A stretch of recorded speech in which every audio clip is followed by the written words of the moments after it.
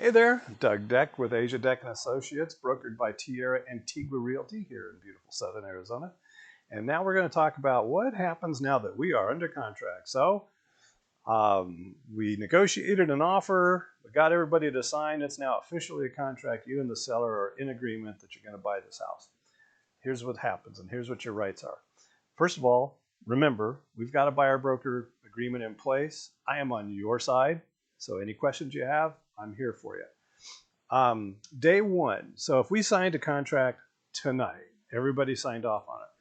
The next business day, you're going to run to escrow. You're either going to coordinate a wire transfer or you can take a personal check to the escrow company. The escrow company, we negotiate that in the contract, so we'll know exactly who it is that we're dealing with. And I will give you instructions on that.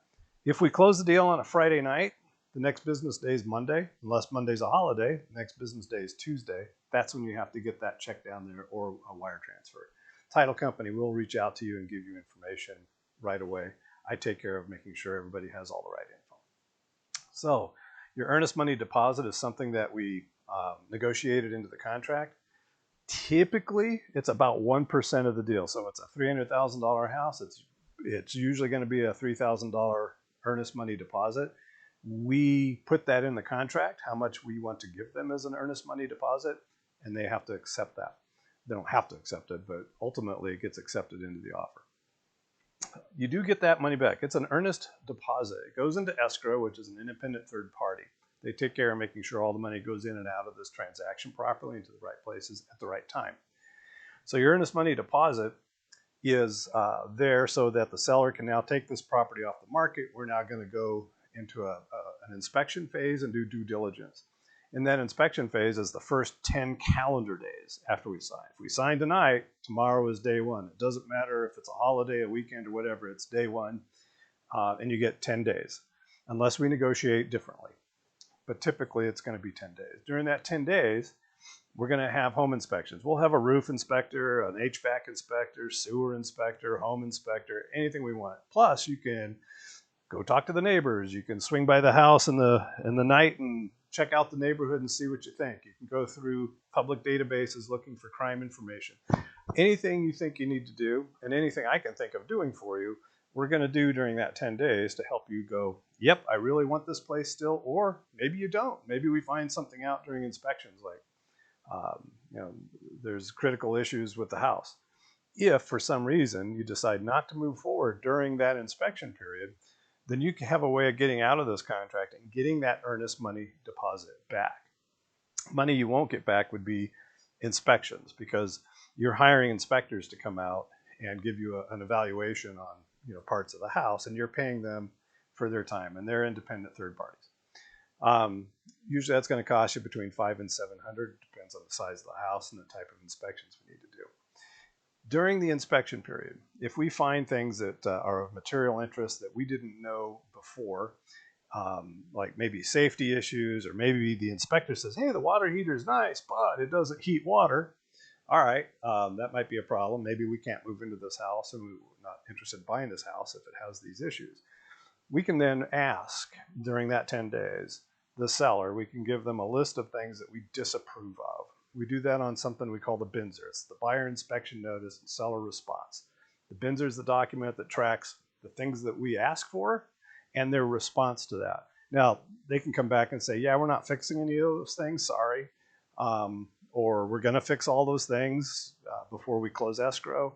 Maybe we'll fix some of them. Maybe we'll negotiate an offer for covering some of your closing costs in lieu of doing some of those repairs. But that's all done during that inspection period or within a few days after. Once we get to an agreement on that, if we ask for things and the seller agrees, then terrific, now inspection period is over. The other thing that can come up would be the appraisal. So your lender, if it's a cash deal, this doesn't count. But if there's a loan in place, your lender likely will ask for an appraisal. You'll pay the appraisal fee, which is another $500 to $700 depending on what kind of loan. But the appraiser is an independent third party who evaluates the property, and their job is to determine, is the lender loaning you the proper, not the proper amount, but for a home worth what you're paying for it. right? So you've offered to pay $300,000 for a house, but what if it's only worth $250,000?